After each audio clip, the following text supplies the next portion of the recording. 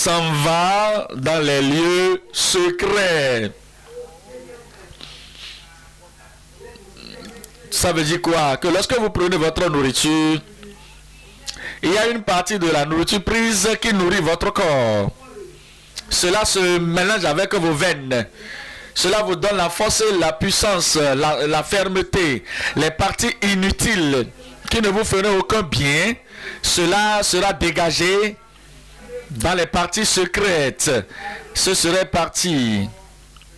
Et il dit que ce qui s'en va dans les lieux secrets, qui purifie tous les aliments. Il dit encore, ce qui sort de l'homme, c'est ce qui souille l'homme, car c'est du dedans, c'est du cœur des hommes que sortent les mauvaises pensées, les adultères, les impudicités, les meurtres, les vols, les cupidités, les méchancetés, la fraude, le dérèglement, le regard envieux, la calomnie, l'orgueil, la folie. Toutes ces choses mauvaises sortent du dedans et souillent l'homme. Voici les versets que nous considérons ce soir. Et le titre ce soir est Purifier le cœur de l'homme de toute souillure. Purifier le cœur de l'homme de toute souillure.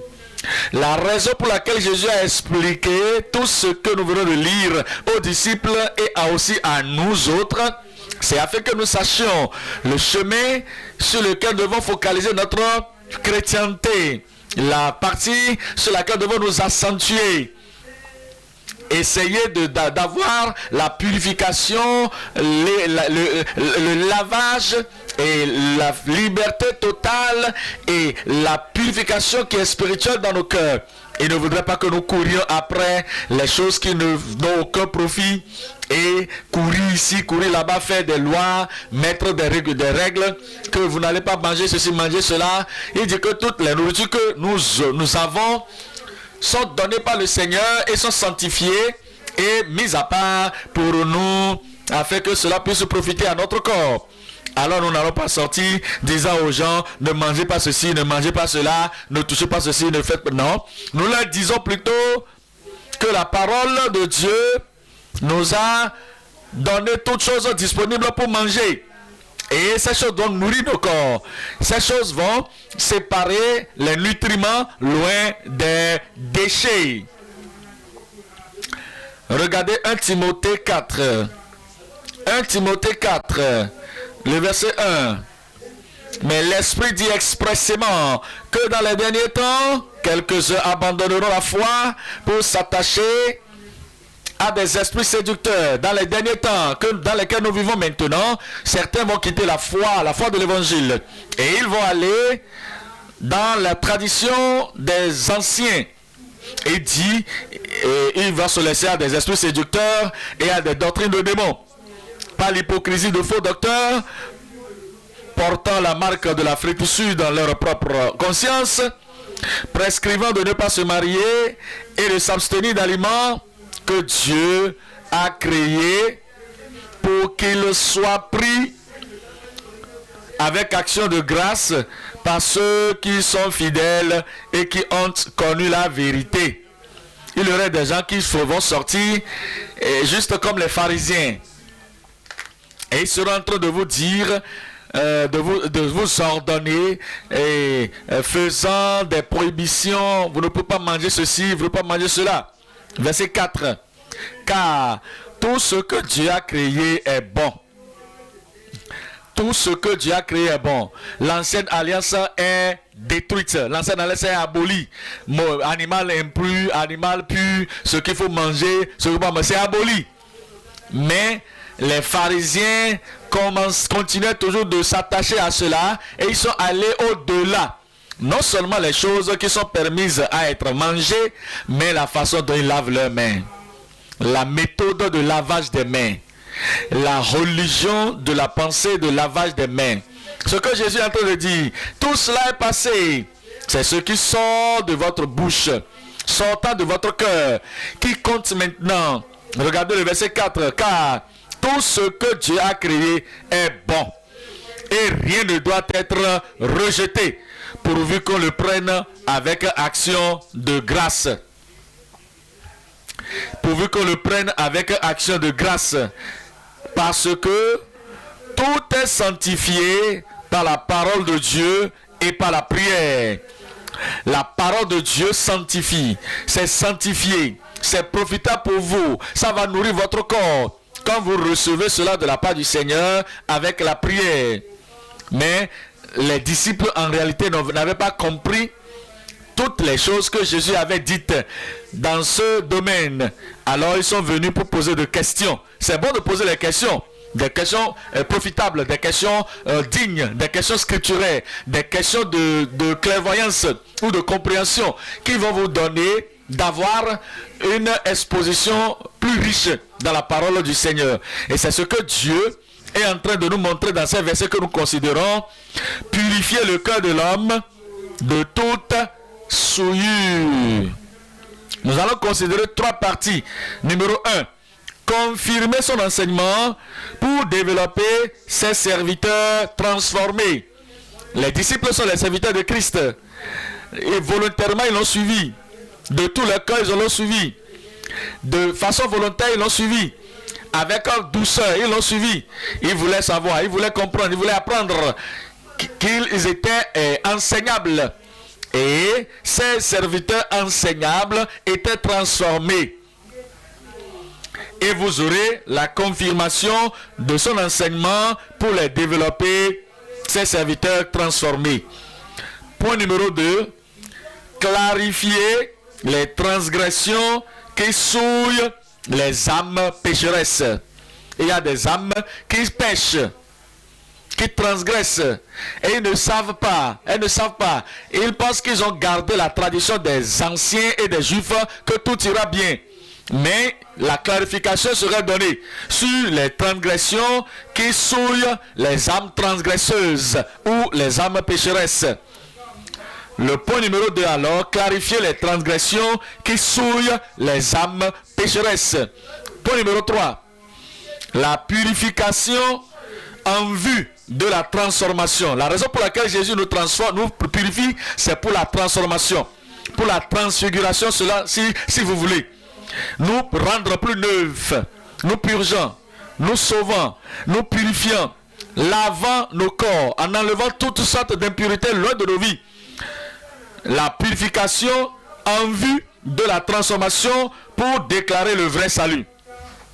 Ce que le vrai salut, ils ont été avec le Seigneur. Et le sang de l'agneau les a purifiés et ils sont sauvés. Et le ciel reconnaît qu'ils sont sauvés. Et ils ont le témoignage à donner que je suis sauvé. Parce que j'ai été pardonné, je suis libéré, j'ai été purgé et la vie que j'ai est purifiée. La purification en vue de la transformation pour déclarer le vrai salut. Le point numéro 1 à présent, confirmer son enseignement pour développer ses serviteurs transformés. Chapitre 7 de Marc. Marc, chapitre 7, le verset 14. Marc, chapitre 7, le verset 14, il est dit ce qui suit. Ensuite, ayant de nouveau appelé la foule à lui, il lui dit: écoutez-moi tous et comprenez. Écoutez-moi, écoutez-moi, prêtez-moi attention, envoyez loin de vous la tradition et venez avec l'évangile, la vérité de l'évangile que je vous présente. Le verset 17. Lorsqu'il fut entré dans la maison, loin de la foule, ses disciples, ses suiveurs, les apprenants, les convertis, ceux qui étaient maintenant en train de le suivre de près, le prenant comme le maître, lorsqu'il fut entré dans la maison, loin de la foule, ses disciples l'interrogeaient sur cette parabole. 18. Il leur dit, vous aussi, êtes-vous donc sans intelligence? Il a dit à tout le peuple, écoutez-moi et comprenez. Est-ce que vous voulez me dire que vous ne comprenez pas ces choses, vous aussi? Ne comprenez pas, ne comprenez-vous pas que rien de ce qui du dehors entre dans l'homme ne peut le souiller? Ça ne peut pas le disqualifier de la communion avec Dieu. Cela ne peut pas le disqualifier de la vraie adoration. Cela ne peut pas le disqualifier d'aller au ciel. Pourquoi? Parce que cela n'entre pas dans le cœur, mais dans son ventre. Puis il s'en va dans les lieux secrets qui purifient tous les aliments. Ce que nous voulons dire, c'est ceci. Les disciples vinrent poser une question au Seigneur Jésus. Et ils ont démontré qu'ils voulaient comprendre. Cela démontre qu'ils voulaient apprendre. Et il était en train de leur faire savoir qu'ils ne pouvaient pas avoir deux maîtres. Avoir Christ comme le maître et avoir les pharisiens comme le maître. Il devait choisir celui qu'il voulait suivre. Et Dieu merci, eux ils ont choisi de suivre Christ. Ils allaient avec le grand enseignant, le parfait enseignant, le bon enseignant, l'enseignant qui est venu du ciel. Nous disons dans Matthieu 6, verset 24. Matthieu chapitre 6, le verset 24. Il dit au verset 24, nul ne peut servir deux maîtres, car ou il haïra l'un et aimera l'autre, ou il s'attachera à l'un et méprisera l'autre. Vous ne pouvez servir Dieu et Mammon. Vous ne pouvez pas avoir Dieu comme le contrôleur, le gouverneur de votre vie, et en même temps les pharisiens et leurs enseignements comme contrôle de votre vie. Vous devez choisir Christ comme votre maître. Et vous allez repousser tous les pharisiens et les religieux loin de vous. Vous devez servir le Seigneur et tout abandonner. Votre vie a été changée. Vous êtes désormais disciple de Christ, un suiveur de Christ, un apprenant de Christ, un serviteur transformé. Et à cause de cela, tout ce que vous voulez savoir, vous allez le savoir à partir de lui. Jean, chapitre 8. Jean 8, 30. Jean, chapitre 8, le verset 30. Il nous dit au verset 30 de Jean 8, comme Jésus parlait ainsi, beaucoup crurent en lui. Et il dit, Jésus dit aux Juifs qui avaient cru en lui, si vous demeurez dans ma parole, vous me suivez, vous aviez l'habitude de suivre les traditions, vous suiviez les pharisiens, vous aviez pris les pharisiens et les sadducéens comme l'autorité de votre vie, et vous les avez pris comme l'autorité finale, l'auteur de votre religion. Mais maintenant, vous avez cru au Seigneur Jésus-Christ, vous êtes purifiés, vous êtes changés, vous êtes transformés, votre vie a été rendue nouvelle. Alors vous devez continuer dans ma parole. Vous n'allez pas retourner dans la tradition. Vous n'allez pas retourner dans les idéologies de la religion ou des gens religieux. Et si vous continuez dans mes paroles, alors vous êtes vraiment mes disciples. Vous connaîtrez la vérité et la vérité vous affranchira. La vérité nous affranchira. Nous ne serons pas sous le joug des pharisiens, plus jamais. Nous ne serons plus jamais sous le joug de la religion des anciens, plus jamais sous le joug des traditionalistes. Mais la parole de Christ que nous écoutons, qui nous purifie, qui nous change, qui fait de nous des gens qui vivent par sa grâce, parce que nous sommes transformés, ou des enfants transformés de Jésus, de Dieu. Nous vivons par cette parole et nous demeurons purs au nom de Jésus. Verset 32.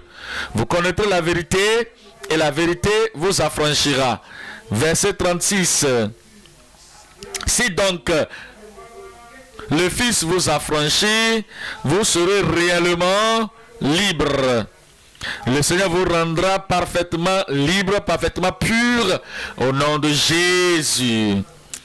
Maintenant, essayez de considérer ces caractéristiques des serviteurs transformés, des disciples de Christ.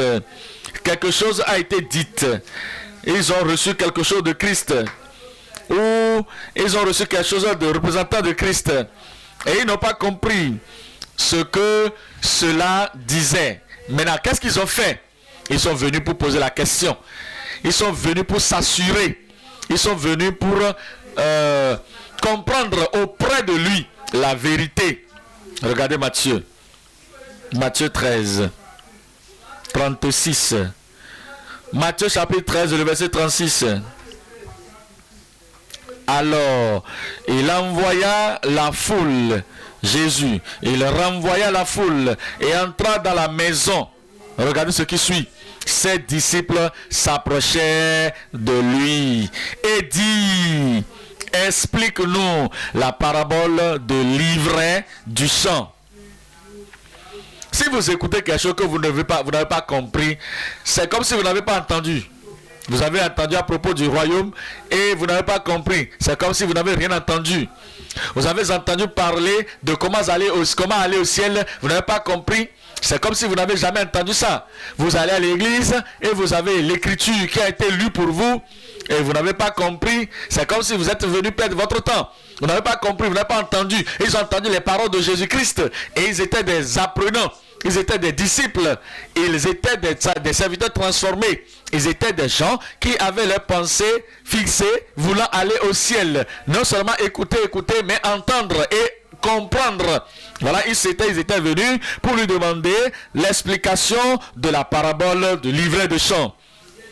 Il répondit, celui qui sème la bonne semence, c'est le Fils de l'homme. Le champ, c'est le monde. La bonne semence, ce sont les fils du royaume. L'ivraie, ce sont les fils du malin. L'ivraie, ce sont les fils du malin. Et ils apprenaient quelque chose de nouveau. Que ce n'est pas tout le monde qui va dans la synagogue qui est considéré comme enfant de Dieu.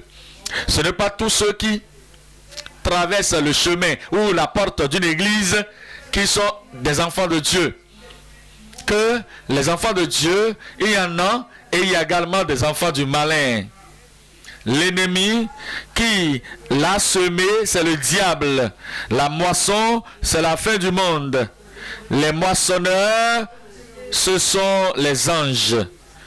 Or, comme on arrache l'ivraie et qu'on la jette au feu, il en sera de même à la fin du monde. Le Fils de l'homme enverra ses anges qui arracheront de son royaume tous les scandales et ceux qui commettent l'iniquité, et ils les jetteront dans la fournaise ardente où il y aura des pleurs et des grincements de dents. Alors les justes resplendiront comme le soleil dans le royaume de leur Père. Que celui qui a des oreilles pour entendre, entende. Parce qu'ils étaient venus, ils étaient enseignables. Ils ont posé la question. Et vous pouvez le dire, ils voulaient vraiment savoir ce que cela veut dire. Il peut y avoir des gens aujourd'hui qui posent des questions, mais ce n'est pas qu'ils veulent comprendre. Ils veulent juste parler. Ils veulent juste dire quelque chose. Ces gens ne sont pas enseignables. Les enseignables, les serviteurs enseignables de Christ, ce sont des gens qui vinrent et qui posaient des questions auprès de lui lorsqu'ils l'ont entendu parler et ils n'ont pas compris ce qu'il a dit. Marc chapitre 10. Le verset 10, Marc chapitre 10, le verset 10. Lorsqu'ils furent dans la maison, les disciples l'interrogèrent encore là-dessus. Il leur avait donné la parole. Et il a dit ceci dans le public, avec l'assemblée générale, toute l'assemblée, dans le milieu du public. Et ce qu'il avait dit, ce n'était pas clair. Et parce que eux, ils étaient enseignables et serviteurs transformés, ils voulaient comprendre afin d'être meilleurs dans la parole du Seigneur. Il est dit ici au verset 10 que lorsqu'il fut arrivé à la maison, les disciples l'interrogeaient encore là-dessus, sur la même chose. C'est quoi la chose? Regardez le verset 1. Jésus étant parti de là, se rendit dans le territoire de la Judée, au-delà du Jourdain, et la foule s'assembla de nouveau près de lui. Et selon sa coutume, il se mit encore à l'enseigner.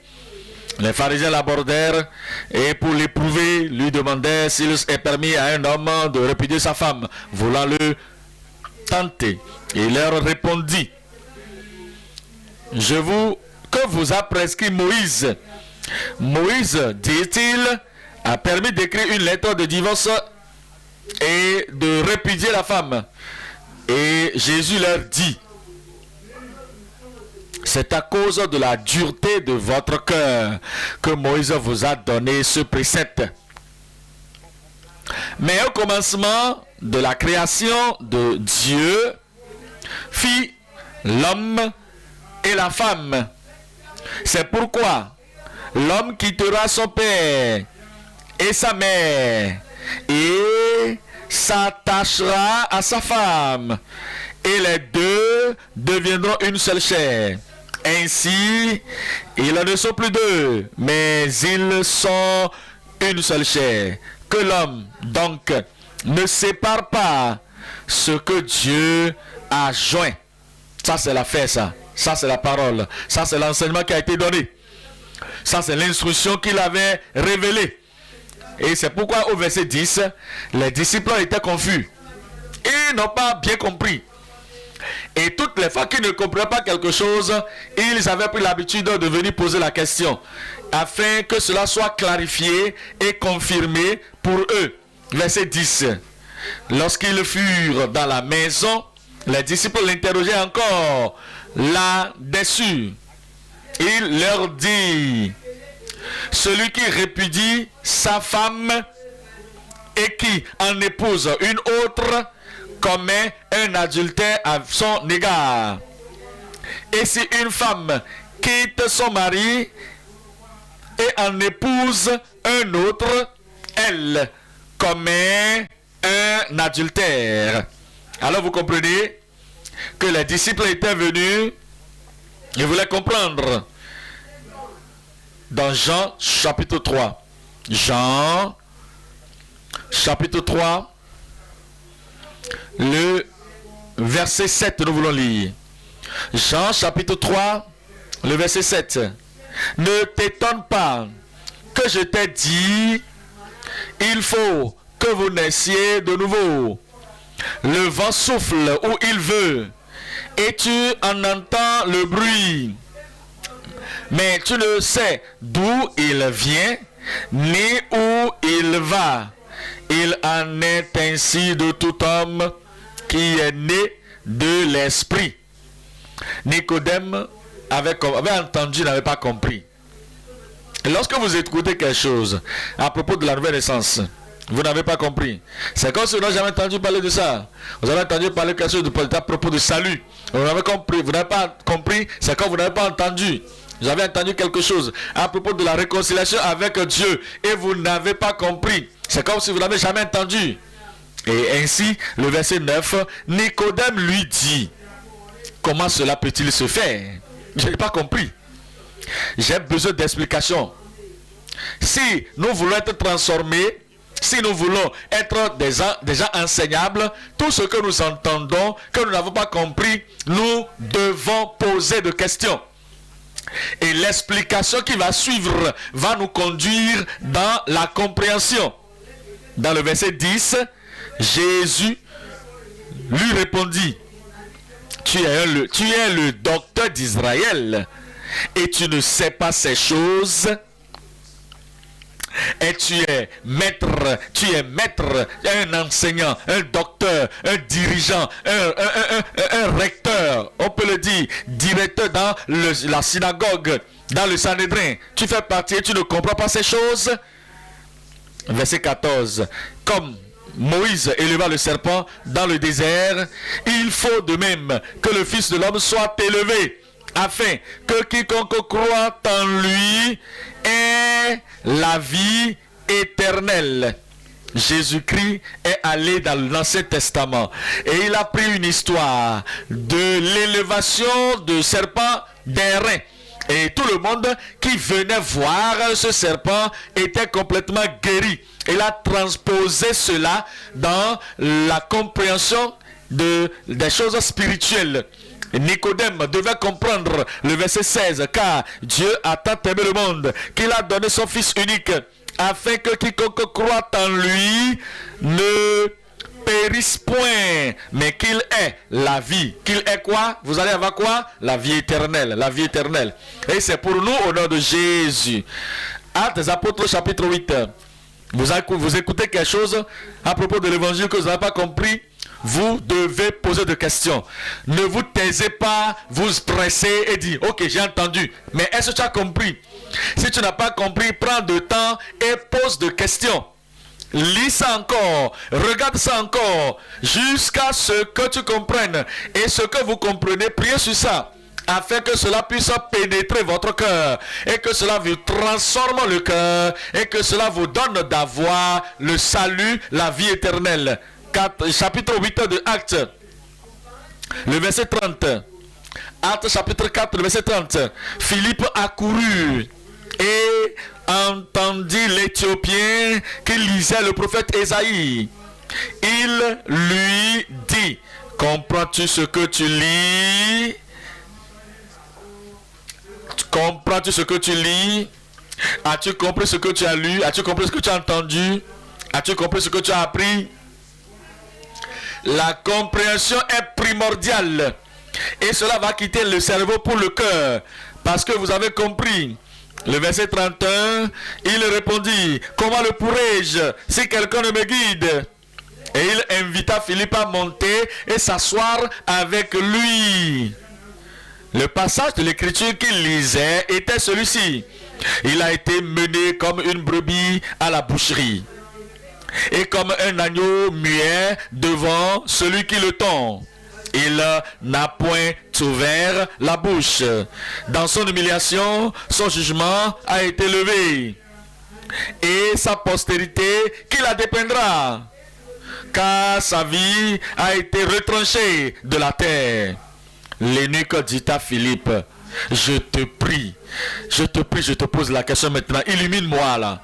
De qui le prophète parle-t-il ainsi? Est-ce de lui-même ou de quelque autre? Alors, Philippe ouvra la bouche et commençant par ce passage, lui annonça la bonne nouvelle de qui? De Jésus. Il lui a montré que c'était Jésus qui est venu mourir pour les péchés de toute l'humanité. C'est Jésus qui est venu payer le prix, qui est venu souffrir, et il a souffert pour les juifs et les païens. C'est pour les blancs et les noirs. C'est pour les Éthiopiens et les autres nationalités. Et il lui a présenté Jésus le Sauveur. Alors, comme ils continuaient leur chemin, ils rencontrèrent de l'eau. Et l'eunuque dit, voici de l'eau, qu'est-ce qui empêche que je sois baptisé? Philippe dit, si tu crois de tout ton cœur, cela est possible. L'eunuque répondit, je crois que Jésus-Christ est le Fils de Dieu. Est-ce que tu as compris ce que tu as lu? Oui, la compréhension est venue maintenant. Avec cette compréhension, il a eu la foi placée en Jésus-Christ comme son seul sauveur. Et il fit arrêter le char. Philippe et l'eunuque descendirent tous deux dans l'eau. Et Philippe baptisa l'eunuque. Quand ils furent sortis de l'eau, l'Esprit du Seigneur enleva Philippe et l'eunuque ne le vit plus. Tandis que, joyeux, l'eunuque poursuivit sa route. Le salut est venu, il devait se réjouir. La joie du salut l'avait visité. C'est le résultat de la question qu'il avait posée. J'ai lu, je n'ai pas compris. J'ai écouté, je n'ai pas compris. J'ai entendu, je n'ai pas compris. Illuminez-moi. Nous revenons dans Marc 7. Marc, chapitre 7. Les disciples avaient entendu et ils ont posé la question. Et à partir de leur question, le Seigneur était en train de leur clarifier la matière, de leur clarifier ce qu'il avait dit à propos de la transgression, de ce qui souille l'âme des transgresseurs. Nous revenons dans Marc chapitre 7, lisons à partir du verset 20. Il dit encore, ce qui sort de l'homme, c'est ce qui souille l'homme. Car c'est du dedans, c'est du cœur des hommes que sortent les mauvaises pensées, les adultères. Cela vient du dedans. Le péché pense à cela. Il planifie à propos de ça. Et il va dedans, l'accomplit, la fornication, l'impudicité, ça vient de dedans. Les meurtres, cela vient du dedans. C'est la pensée de l'intérieur. Ça génère de l'intérieur. La colère de l'intérieur. La planification et le complot vient du dedans. Et cela amène dans l'accomplissement du crime. Il dit le vol, la cupidité, cela vient du cœur. Les méchancetés commencent à partir du cœur. La fraude, avant que cela ne vienne sur la langue, c'est du cœur que ça sort. Le dérèglement, le regard envieux et le dérèglement.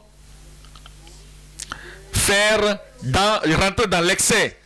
L'excès dans toutes choses, dans les mauvaises choses. Il va au-delà de ce qui est normal. Il fait plus que le péché que les gens commettent dans la société. Il fait même jusqu'à aller dans les regards envieux, la calomnie, l'orgueil, la folie. Toutes ces choses mauvaises sortent du dedans et souillent l'homme. Le Seigneur l'a clarifié pour eux. Mais en réalité, en pensant cela, si les pharisiens étaient en train de lire les Écritures selon l'Ancien Testament, ils auraient su, ils auraient compris que toutes ces choses qui viennent de l'intérieur, ce sont des choses qui souillent les gens. Regardez, Psaume 106, Psaume 106, Psaume 106, verset 35, Psaume 106, verset 35. Psaume 106, verset 35. Il dit qu'ils se sont assemblés avec les païens et ils ont appris leurs œuvres. Ils se mêlaient avec les nations, ces enfants de Dieu. Ils se mêlaient avec les nations, avec les païens, avec les idolâtres. Ils se mélangeaient avec eux et ils apprirent leurs œuvres. Ils ont appris leur façon de faire. Le résultat, c'est quoi? Le verset 39. Ils se souillaient par leurs œuvres et ils se prostituaient par leurs actions. Ils étaient souillés par la vie qu'ils menaient, par les choses qui sortaient du dedans d'eux. Verset 40. La colère de l'Éternel s'enflamma contre son peuple. Et il prit en horreur son héritage. C'était vraiment quelque chose qui venait du cœur, qui les avait souillés. Regardez Ésaïe 59. s'ils avaient lu ces parties que nous lisons, leur propre écriture dans l'Ancien Testament, et qu'ils avaient pris la peine de comprendre, ils auraient su que ces mauvaises choses, ces choses pécheresses qui sortent du dedans, réellement, c'était des choses qui les souillaient. Ésaïe 59, verset 3. Ésaïe 59, verset 3. Il dit, car vos mains sont souillées de sang et vos doigts sont souillés de crime. Vos lèvres profèrent le mensonge. Votre langue fait entendre l'iniquité, la perversité. Exactement ce que Jésus leur disait. Lisez votre écriture. Lisez la parole de Dieu. Et la parole va vous montrer que ce sont ces choses qui amènent la souillure sur la vie d'une personne, homme ou femme. Ézéchiel 28. Ézéchiel chapitre 28. Ici le Seigneur a même parlé à un homme qui représentait, qui avait l'image, le modèle de Lucifer. Et il parle de ce qui l'a amené la souillure. Ce qui a amené la souillure sur lui. C'est tout dans toutes les parties de l'écriture, des Écritures. Regardez, Ézéchiel 28. Je vais lire le verset 12. Fils de l'homme, prononce une complainte sur le roi de Tyr. Tu lui diras, ainsi parle le Seigneur l'Éternel. Tu mettais le sceau à la perfection. Tu étais plein de sagesse, parfait en beauté. Tu étais en Éden, le jardin de Dieu. Maintenant, il a train de parler à Lucifer à partir du verset 13. À partir de par cet homme, le Tyr. Tu étais couvert de toute espèce de pierres précieuses, de sardoine, de topaze, de diamant, de chrysolite, d'onyx, de jaspe, de saphir, d'émeraude, de carboucle, d'émeraude et d'or. Tes tambourins et tes flûtes étaient à ton service, préparés pour le jour où tu fus créé. Ça c'est Lucifer, le jour où Lucifer était créé. Tu étais un chérubin protecteur, aux ailes déployées. Je t'avais placé et tu étais sur la sainte montagne de Dieu. Tu marchais au milieu des pierres étincelantes. Tu as été intègre dans tes voies depuis le jour où tu fus créé, jusqu'à ce que l'iniquité ait été trouvée chez toi, chez toi, chez toi. C'est ce qui était à l'intérieur de lui. Et par la grandeur de ton commerce, tu as été rempli de violence et tu as péché. Tu as été rempli de violence et tu as péché. Je te précipite de la montagne de Dieu. Et je te fais disparaître. Je te fais disparaître, chérubin protecteur, du milieu des pierres étincelantes. Regardez maintenant ce qui suit. Ton cœur s'est élevé à cause de ta beauté. L'orgueil, l'orgueil. Tu as corrompu ta sagesse par ton éclat. Je te jette par terre. Je te livre en spectacle au roi. Par la multitude de tes iniquités. Par la multitude de tes iniquités. Par l'injustice de ton commerce. Tu as profané tes sanctuaires. L'iniquité dedans de lui, qui est devenu l'expression, c'est ce qui a mené la souillure.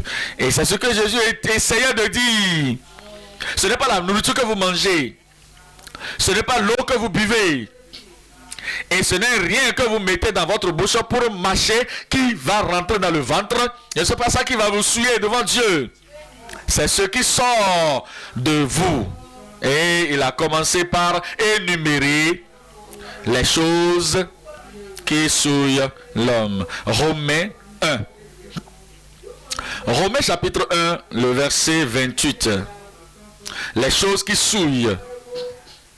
Les choses qui rendent l'homme non qualifié pour le ciel.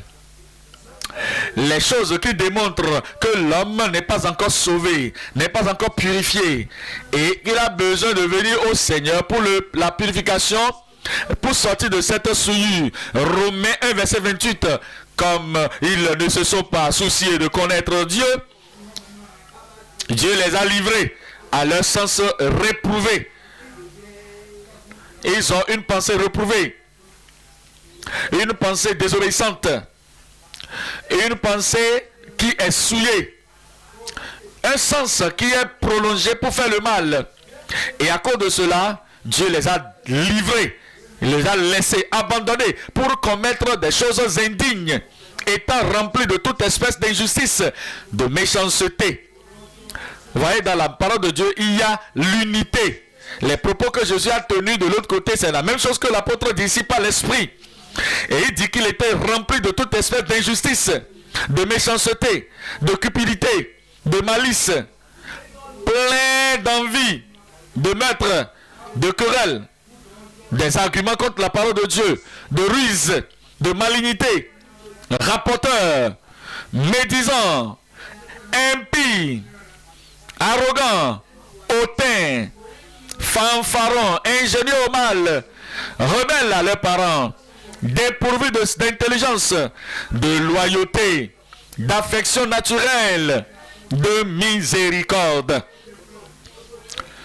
Et bien qu'ils connaissent le jugement de Dieu, déclarant dignes de mort ceux qui commettent de telles choses, ils sont souillés, ils ne peuvent pas vivre avec Dieu pour toute l'éternité, et ils sont dignes de mort. Et ils commettent ces choses qui les rendent dignes de mort. Non seulement ils les font, mais ils approuvent plutôt ceux qui les font. Et c'est ce qui amène la souillure. C'est ce qui amène la damnation. 1 Corinthiens 6. 1 Corinthiens chapitre 6. Le verset 9. 1 Corinthiens 6 et le verset 9. Ne savez-vous pas? Vous devez avoir la compréhension. Vous devez savoir. Ne comprenez-vous pas? Ne le savez-vous pas? Que les injustes n'hériteront point le royaume de Dieu. Ne vous y trompez pas. Ni les impudiques, les fornicateurs. Le même message que Christ avait donné. La fornication souille l'homme. L'adultère souille l'homme. L'idolâtrie souille l'homme. La même chose, l'Esprit est en train de dire, par l'apôtre Paul ici encore, ni les impudiques, ni les idolâtres, ceux qui adorent les idoles, ni les adultères, ni les efféminés, ni les infâmes, ni les voleurs, ni les cupides, ni les ivrognes, ni les outragés, ni les ravisseurs, ni ceux qui ravissent les outragés, les ravisseurs n'hériteront le royaume de Dieu. Tout chacun sur la terre a besoin de la purification, a besoin du lavage, a besoin de la purge. Et c'est à travers l'agneau de Dieu et son sang, le sang qu'il a versé pour nous, qui nous accorde cette purification. Voilà pourquoi il dit dans le verset 11, il dit, et c'est là ce que vous étiez, quelques-uns de vous, mais vous avez été lavés. Mais vous avez été sanctifiés, mais vous avez été justifiés au nom du Seigneur Jésus-Christ et par l'Esprit de notre Dieu. Je prie que la purification que Christ a amenée soit disponible pour tout le monde. Non seulement disponible pour tout le monde, que chacun puisse profiter de ça personnellement et l'appropriation personnelle de ce que Jésus a fait pour tout le monde au nom de Jésus. Le péché, la transgression, l'iniquité apportent la souillure, et ceux qui demeurent dans cette souillure, dans cette transgression, dans ces fautes et péchés, ceux qui demeurent et qui ne se sont pas approchés de la purification par le sang de l'agneau, s'ils meurent dans cette condition, Ils sont souillés dans leur mort et rien de souillé ne puisse aller au ciel. Je prie que vous parviendrez au ciel. C'est tout l'amen que vous allez dire ça? Voyez Galates chapitre 5. Galates chapitre 5. Le verset 19. Galates 5 verset 19. Or, les œuvres de la chair sont manifestes. Ce sont l'impudicité, l'impureté, la dissolution. Avez-vous vu ce qu'il a dit? Que cela soit en train de parler aux Romains, ou parlant aux Corinthiens, ou ici parlant aux Galates, l'enseignement est la même chose. L'explication demeure la même. Et les choses qui donnent la clarification sur la parole de Dieu, c'est la même chose. Que le péché, dans tout ce qui est énuméré, tout ce qui est listé ici, c'est des choses qui souillent. Et si la souille est là, il va falloir qu'il ait la purification et la liberté avant que nous ne nous approchions du ciel. Voilà pourquoi il le dit à tous les Galates et à tout le monde pour dire, les œuvres de la chair sont manifestes. Quelles sont ces œuvres? L'impudicité, la fornication, l'impureté, l'adultère, la dissolution, l'idolâtrie, la magie, la sorcellerie, les inimitiés, les querelles, les jalousies, les animosités, les disputes, les divisions, les sectes, l'envie, l'ivrognerie, les maîtres, les excès de table et les choses semblables. Je vous dis d'avance, comme je l'ai déjà dit,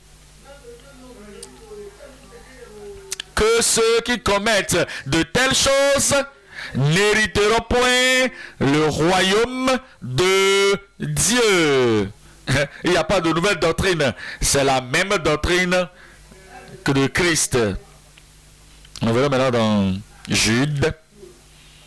Juste un chapitre Jude. Le verset... Jude, le verset 8. Jude, verset 8.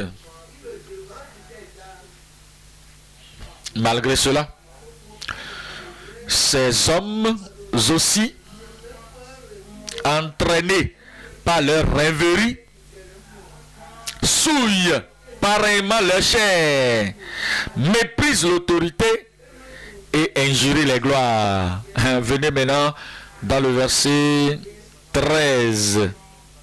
Au verset 13, il commence par expliquer les détails de leur vie, ce qui les souille, leur chair, des vagues furieuses de la mer, rejetant l'écume de leur impureté, des astres errants, auquel l'obscurité des ténèbres est réservée pour combien de temps? Pour l'éternité. Et c'est pour cela, eux aussi, pour qu'Enoch, le 7e depuis Adam, a prophétisé en ces termes: voici, le Seigneur est venu avec ses saintes myriades pour exercer un jugement contre tous et pour faire rendre compte à tous les impies parmi eux de tous les actes impies, les actes d'impureté qu'ils ont commis et de toutes les paroles injurieuses qu'ont proférées contre lui des pécheurs impies. Verset 16. Ce sont des gens qui murmurent. Voilà, c'est des choses qui souillent. Ils se plaignent. Ils murmurent. Ils grognent. Ils calomnient. Et ils cherchent des fautes. Et les mauvaises choses qui sortent du cœur au travers de la bouche, ce sont ces choses qui souillent. Ce sont des gens qui murmurent, qui se plaignent de leur sort, qui marchent selon leur convoitise, qui ont la bouche des paroles hautaines et qui admirent les personnes par motif d'intérêt. Ça, c'est des choses qui souillent et c'est des gens souillés. Et je prie que toute souillure soit lavée, purgée, loin de toute vie, au nom de Jésus. la souillure ne va pas demeurer dans votre vie, ne va pas demeurer dans votre cœur. Le Seigneur, quand vous croyez en lui, quand vous comprenez ce qu'il est en train de nous dire, et que nous allons au calvaire, et que nous permettons au sang de l'agneau de nous purifier, de nous sanctifier et de nous purger, toute souillure sera enlevée au nom de Jésus. Mais qu'en est-il si la souillure n'est pas enlevée? Si quelqu'un vient à l'église, à l'étude biblique, toujours chantant les chansons, lisant la Bible, étudiant la parole et prétendant être un membre de l'église de Dieu vivant, mais la chose qui souille, les choses qui souillent demeurent dans son cœur et l'âme n'a pas été purifiée et qu'il continue comme ça, qu'est-ce qui va se passer? Regardez, Apocalypse chapitre 21, verset 8. Apocalypse chapitre 21, le verset 8.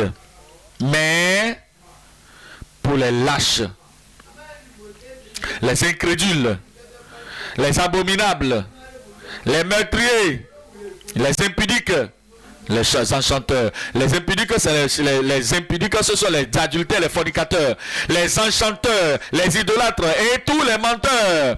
Leur part sera dans l'état ardent de feu et de soufre, ce qui est la seconde mort. Moi, je ne serai pas là-bas. Toi, tu ne seras pas là-bas. Voilà pourquoi tu dois être purifié, tu dois être lavé, tu dois être purgé. Depuis, si tu es purgé, tu ne dois pas retourner à ces choses. Verset 27. Le même chapitre 21, verset 27. Il dit au verset 27, il n'entrera chez le ciel rien de souillé, ni personne qui se livre à la souillure, qui se livre à l'abomination et au mensonge. Il n'entrera que ceux qui sont écrits dans le livre de vie de l'agneau. La question qui se pose est ceci: est-ce que votre nom est inscrit là-bas dans le livre de l'agneau? Est-ce que votre nom est écrit? Est-ce que vous avez été lavé, purgé dans le sang de l'agneau? Est-ce que vous avez le vrai salut, le salut qui produit la justice? 22 verset 14. 22 verset 14 de Apocalypse. Heureux ceux qui lavent leur robe, qui accomplissent ces commandements. Vous serez parmi les heureux. Heureux ceux qui lavent leur robe, afin d'avoir droit à l'arbre de vie et d'entrer par les portes dans la ville céleste. Dehors les chiens, dehors les sorciers, dehors les impudiques, dehors les meurtriers, dehors les idolâtres et quiconque aime et pratique le mensonge. Moi, Jésus, j'ai envoyé mon ange pour vous attester ces choses dans les églises. Toutes les églises. Je suis le rejeton et la postérité de David. Je suis l'étoile brillante du matin. Et l'esprit et l'épouse disent, viens. Et que celui qui entend dise, viens. Et que celui qui a soif vienne. Que celui qui veut prenne de l'eau de la vie gratuitement. C'est disponible, free, gratuit. La purification est gratuite pour tout le monde ce soir. Vous avez l'opportunité d'être purgé et ce sera ici au nom de Jésus. Point numéro 3 à présent, la purification en vue de la transformation pour déclarer le vrai salut. La purification. La purification est disponible, mais vous devez décider pour cela. Vous devez accepter cela. La purification est prête pour tout le monde, mais vous devez prier. Tout le monde doit invoquer le Seigneur afin que, quelle que soit la forme de souillure, quelle que soit la forme d'iniquité, quelle que soit la forme de transgression, qui puisse ou bien qui pourra vous empêcher d'aller au ciel, que tout cela soit permanemment purifié, enlevé de votre vie au nom de Jésus. Regardez dans Psaume 51, le verset 2. Psaume 51, le verset 2. Psaume 50, verset 4, lui second. Lave-moi complètement de mon iniquité et purifie-moi de mon péché. Ça, c'est la prière sincère. Ça, c'est la prière, ça. La prière qui déchire le cœur. Quelque chose qui vient de sortir du cœur. Oh Seigneur, j'ai besoin de ceci, je veux ceci, je désire ceci. Lave-moi, purifie-moi complètement. Lave-moi complètement de mon iniquité et purifie-moi de mon péché. Verset 7, 5, Louis II, je suis en train de prier et je dis, il dit, purifie-moi. Le verset 9, Louis II, prie avec de l'hysope et je serai pur. Lave-moi et je serai plus blanc que la neige. Annonce-moi l'allégresse et la joie et les eaux que tu as brisées se réjouiront. Détourne ton regard de mes péchés, efface toutes mes iniquités. Voici, c'est une bonne prière. Il dit, oh Dieu, verset 12, crée en moi un cœur pur, renouvelle en moi un esprit bien disposé. Verset 13, ne me rejette pas. Le verset 14, rends-moi la joie de ton salut et qu'un esprit bien disposé, bonne volonté me soutienne. C'est après cela que j'aurai le droit, que j'aurai le courage. C'est après la purification, c'est après la purge que je pourrai annoncer aux autres. Le verset 15, j'enseignerai tes voies à ceux qui les transgressent et les pécheurs reviendront à toi. Regardez, Psaume 19. Psaume 19, verset 12. Psaume 19, le verset 12. C'est une prière pour la purification. Ton serviteur, verset 13, Louis II, qui connaît ses égarements? Pardonne-moi ceux que j'ignore. Pardonne-moi ceux que j'ignore. Préserve aussi ton serviteur. Après que tu m'as purifié, après qu'il nous a purgé, nous avons besoin de sa puissance qui nous soutienne, qui nous maintienne purs et qui nous maintienne saints. Il préserve aussi ton serviteur des orgueilleux, qu'il ne domine point sur moi. Alors je serai intègre, je serai innocent de grands péchés.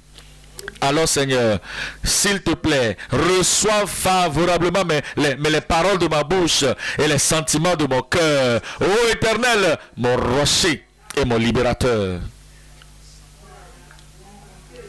Le 119, Psaume 119. Après que vous êtes sauvés, après que vous êtes purgés, après que vous avez été purifiés, vous devez demeurer pur. Comment demeure-t-on pur dans cette justice pour le Seigneur? Verset 9. Il dit, le verset 9, comment le jeune homme rendra-t-il pur son sentier? C'est en se dirigeant d'après ta parole. Écoutez ta parole et prendre garde à cela, comprendre la parole et le mettre dans son cœur. Personnaliser la parole, c'est-à-dire écouter la parole. Et croire en la parole et le prendre et prendre garde. Et permettre à ce que la parole vous purge, vous sanctifie et vous montre la lumière sur votre sentier. Prendre garde. De tout mon cœur, je te cherche. Ne me laisse pas égarer loin de tes commandements. Je sais ta parole dans mon cœur, afin de ne pas pécher contre toi. Amen. La parole de Dieu va demeurer dans mon cœur. Je dis la parole de Dieu va demeurer dans mon cœur. Prêcher la parole n'est pas assez. Quelqu'un peut prêcher et ne pas garder la parole dans son cœur. Et lorsque les défis arrivent, il a oublié la parole qu'il a prêchée. Mais si la parole était gardée dans nos cœurs, comme des apprenants, comme des prédicateurs, comme des membres, comme des ministres, cette parole va prendre effet et la parole nous donnera de mener une vie pure, juste, droite, ouverte, transparente. Dans Ésaïe chapitre 1, Ésaïe chapitre 1, le verset 18, venez et plaidons, dit le Seigneur, si vos péchés sont comme le cramoisi, ils deviendront blancs comme la neige. S'ils sont rouges comme la pourpre, ils deviendront comme la laine. C'est ce que le Seigneur va faire. Il nous purifiera. Il nous purgera. Nos vies deviendront nouvelles et renouvelées au nom de Jésus. Jérémie, chapitre 33. Jérémie 33, verset 8. Jérémie, chapitre 33. Nous lisons là le verset 8. Je les purifierai de toutes les iniquités qu'ils ont commises. Les pharisiens n'ont pas pris compte de la parole de Dieu. Ils avaient tous ces passages de l'Ancien Testament, les promesses de Dieu, qui disaient qu'il allait les purifier, qu'ils allaient les pardonner, qu'il allait les libérer. Ils avaient toute la parole. Mais ils sont allés dans la tradition, lavant leurs mains, lavant leurs pieds. La tradition qui n'a pas de valeur. Vous ne serez pas comme eux. J'ai dit, vous ne serez pas comme eux. Regardez encore le verset 8. Je les purifierai de toutes les iniquités qu'ils ont commises contre moi. Je leur pardonnerai toutes les iniquités par lesquelles ils m'ont offensé, par lesquels ils se sont révoltés contre moi. Ézéchiel, chapitre 36. Ézéchiel, chapitre 36. Je voudrais lire là le verset 25. La purification pour la transformation. Pour déclarer, afin que tu puisses déclarer, afin que tu puisses parler de la vérité du salut, ou le vrai salut. Ézéchiel, chapitre 36. Le verset 25. Je répandrai sur vous une eau pure, et vous serez purifiés.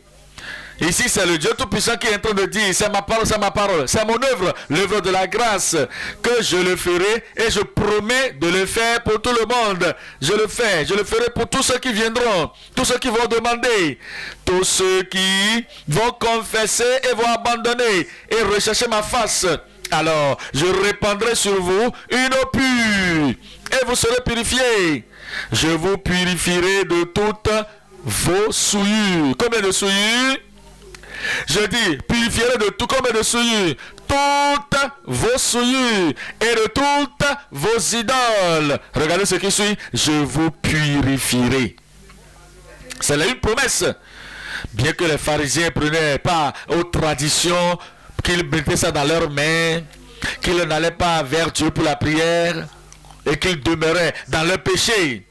Mais maintenant, comme nous quittons toutes les traditions et nous laissons toutes les choses religieuses derrière nous et que nous venons maintenant vers le Seigneur, il va nous purifier tous les cœurs au nom de Jésus. Verset 26.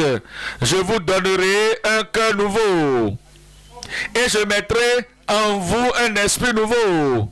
J'ôterai de votre corps le cœur de pierre et je vous donnerai un cœur de chair.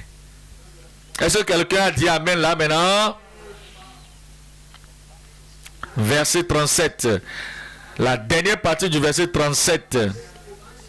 Et il dit, moi l'Éternel, j'ai dit ces choses, je mettrai mon esprit en vous. Et il dit que je le ferai, il le fera.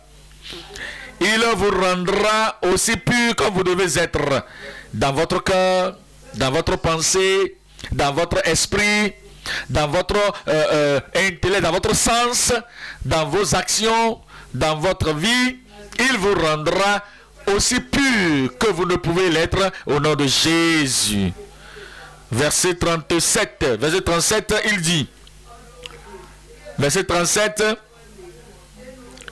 il dit au verset 37, ainsi parle le Seigneur l'Éternel, voici encore sur quoi je me laisserai fléchir par la maison d'Israël. Me laisserai fléchir par dire, ça veut dire qu'ils vont prier vers moi, ils doivent prier, demander, chercher. Voici encore sur quoi je me laisserai fléchir par la maison d'Israël. Voici ce que je ferai pour eux. Je multiplierai les hommes sur eux. Alors, 2 Corinthiens 7. 2 Corinthiens chapitre 7. Il est en train de nous dire les promesses, de nous donner les promesses. Et nous allons tenir sur ces promesses. Et nous allons croire à ces promesses. Et nous allons prier sur la base de ces promesses. 2 Corinthiens 7, verset 1. 2 Corinthiens verset 7 dit que, et 2 Corinthiens verset dit, ayant donc de telles promesses, bien-aimés, les promesses qui vont nous purifier, les promesses qui dit qu'il va nous purger, les promesses qui déclarent qu'il va nous enlever de toute injustice et de toute souillure, il dit, ayant donc de telles promesses, bien-aimés, purifions-nous de toute souillure de la chair et de l'esprit. Nous devons venir volontiers vers Dieu. Nous allons dire à Dieu, Seigneur, ce que tu as dit que tu vas faire, ce que tu as promis faire, me voici. Purifie-moi de toute souillure de la chair et de l'esprit, en achevant notre sanctification dans la crainte de Dieu. Votre temps est venu. Il va purger, il va purifier, il va laver, il va enlever toute iniquité au nom de Jésus. Éphésiens chapitre 5, le verset 25. Éphésiens chapitre 5, le verset 5. Éphésiens 5, verset 25 dit, Marie, aimez vos femmes comme Christ a aimé l'Église et s'est livré lui-même pour elle, afin de la sanctifier. Vous ne pouvez pas le faire pour vous-même. C'est pour cela que Christ est venu. C'est pour cela que Christ a souffert. C'est pourquoi Christ a versé son sang sur la croix du calvaire. C'est pour cela qu'il a manifesté son amour pour l'Église. Christ a aimé l'Église et il s'est livré lui-même pour elle, afin de la sanctifier par la parole, laver l'Église, purifier l'Église par la parole, afin de la présenter pour lui-même. Il dit, après l'avoir purifié par le baptême d'eau, afin de faire paraître devant lui cette église glorieuse, sans tache, ni ride, ni rien de semblable, mais sainte et irrépréhensible. Vous serez sainte, vous serez saint, et vous serez irrépréhensible. Tite, chapitre 2. Tite, chapitre 2. Le verset 11. Titre 2, le verset 11. Car la grâce de Dieu, source de salut pour tous les hommes, a été manifestée. Elle nous enseigne à renoncer à l'impiété et à abandonner la convoitise, abandonner l'impiété, fuir l'impiété, totalement fuir, se libérer de l'impiété et les convoitises mondaines, afin de vivre dans le siècle présent selon la sagesse, la justice et la piété, en attendant la bienheureuse espérance et la manifestation de la gloire du grand Dieu et de notre Sauveur Jésus-Christ. Ce Jésus qui s'est donné lui-même pour nous. Christ s'est donné lui-même pour nous. le Sauveur, le substitut, le porteur de péché, il s'est donné lui-même pour nous. Notre sanctificateur, il s'est donné lui-même pour nous, afin de nous racheter de toute iniquité. Combien d'iniquité veut-il nous racheter? De combien d'iniquité veut-il nous racheter? Dites-le à haute voix. Est-ce que vous croyez cela? Il va le faire. Et il s'est donné lui-même pour nous, afin de nous arracher de toute iniquité et de se faire un peuple qui lui est particulier, qui lui appartienne, purifié par lui et zélé pour les bonnes œuvres. Il ne va pas échouer de faire cela. Il ne va pas vous laisser de compte, de laisser de côté. Il ne va pas vous laisser pour compte. Hébreux 10. Hébreux chapitre 10. Le verset 22. Hébreux chapitre 10. Le verset 22. Approchons-nous avec un cœur sincère, dans la plénitude de la foi, les cœurs purifiés d'une mauvaise conscience et le corps lavé d'une eau pure. Retenons fermement la profession de notre espérance, car celui qui a fait la promesse est fidèle. Notre Sauveur est fidèle. Le sanctificateur est fidèle. Notre substitut est fidèle. Celui qui a promis qu'il va nous purifier, il est fidèle. Et sa fidélité va se manifester dans toutes les vies ce soir au nom de Jésus. Et il dit, retenons fermement la profession de notre espérance, la proclamation de notre foi, la proclamation de notre espérance, de notre foi, car celui qui fait la promesse est fidèle. Veillons les uns sur les autres, car celui qui a fait la promesse est fidèle. Voyez-vous? Allons dans Apocalypse chapitre 7. Après avoir purifié, nous devons demeurer dans cette purification. Après être lavé, nous devons demeurer dans cet état lavé. Après avoir reçu la puissance du péché brisée loin de notre vie, nous devons demeurer juste dans le Seigneur. Lorsque nous allons quitter ce monde, nous irons dans l'au-delà de la gloire. Et nous serons avec les saints. Nous serons parmi le peuple qui est lavé, purifié, purgé, saint, intègre pour le Seigneur. 7 verset 9. Après cela, je regardais. Et voici, il y avait une grande multitude, une grande foule que personne ne pouvait compter, de toute nation, de toute tribu, de tout peuple et de toute langue. Ils se tenaient devant le trône et devant l'agneau, revêtus de robes blanches et des palmes dans leurs mains. Et ils criaient d'une voix forte en disant, le salut est à notre Dieu qui est assis sur le trône et pour l'agneau. Et tous les anges se tenaient autour du trône et des vieillards dans le ciel, pas de pharisiens là-bas, et les 4 êtres vivants devant lui, ils se prosternaient sur leur face devant le trône et ils adorèrent Dieu, disant Amen. Ils disaient quoi? Il disait Amen.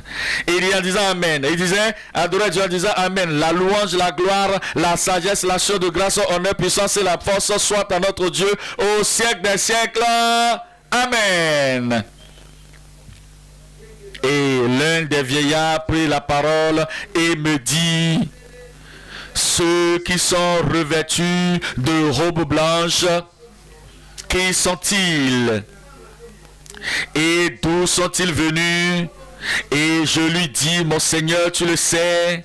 Et il me dit, ce sont ceux qui viennent de la grande tribulation, les épreuves, les tentations, les troubles. Ils sont sortis de tout cela. Et ils ont lavé leur comment? Et ils ont fait comment? Qu'est-ce qu'ils ont fait? Ils ont lavé leurs robes et ils les ont blanchis dans le sang de l'agneau. Ils lavent le cœur. Ils purgent le cœur. Ils lavent l'âme. Ils en ont rempli. Il vous rendra à tous côtés purs au nom de Jésus. Et c'est pour cela qu'ils sont devant le trône de Dieu et ils le servent jour et nuit dans son temple.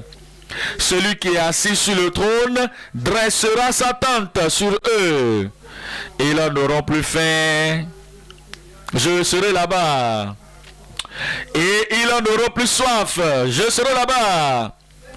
Et le soleil ne les frappera point, ni aucune chaleur. Est-ce que vous ne serez pas là-bas? Car l'agneau qui est au milieu du trône les paîtra et les conduira aux sources des eaux de vie. Et Dieu essuiera toutes larmes de leurs yeux.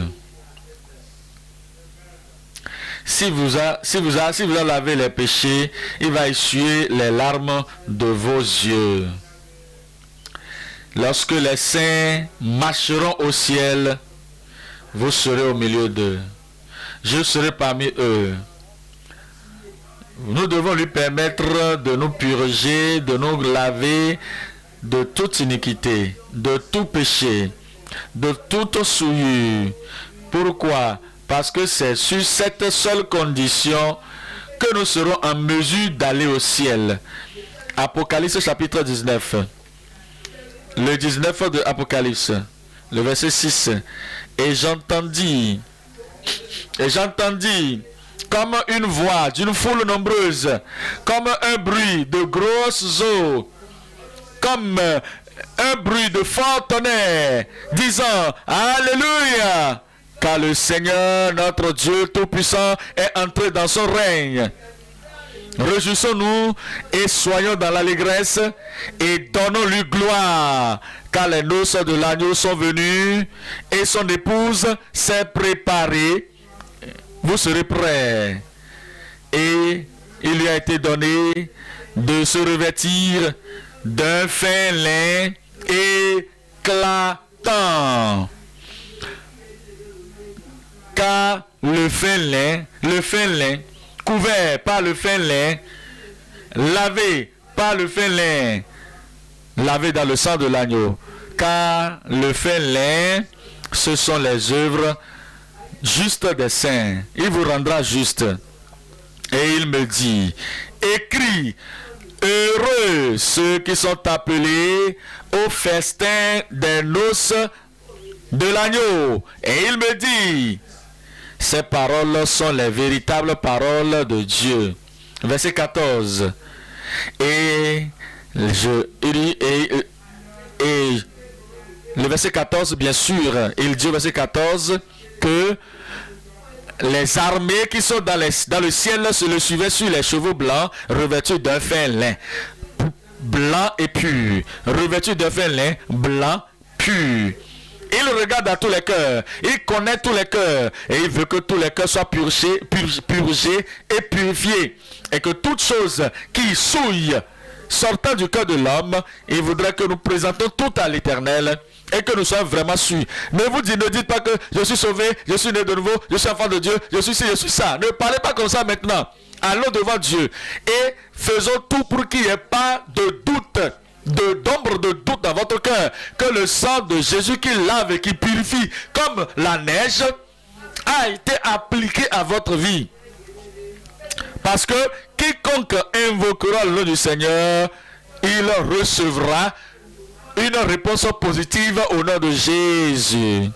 Il va nous purifier, il va nous laver, il va nous purger, il va nous sanctifier, il va enlever toute impureté loin de nos vies au nom de Jésus. Il a dit, j'ai parlé et je le ferai. Oui, mon peuple doit me demander, ils doivent m'interroger, ils doivent me demander pour que je le leur fasse. Il le fera pour vous. Tenons-nous debout maintenant et parlons à Dieu dans la prière. Levez-vous et parlez à Dieu dans la prière. Soyez enseignable. Un membre qui est prêt à être enseigné. Un membre transformé. Et si vous ne comprenez pas quelque chose, demandez au Seigneur. Et il va le confirmer par son enseignement qui va nous développer afin que nous soyons des serviteurs transformés. Comprenez la clarification qu'il a faite de cette transgression qui amène les âmes pécheresses à être rejetées de la part de Dieu. Et maintenant, venez devant le trône de grâce et réclamez la grâce et l'accomplissement de ces promesses. Les promesses de la purification. Je les purifierai de toute souillure. C'est sa parole. Ouvrez la bouche et parlez à Dieu et laissez-le faire.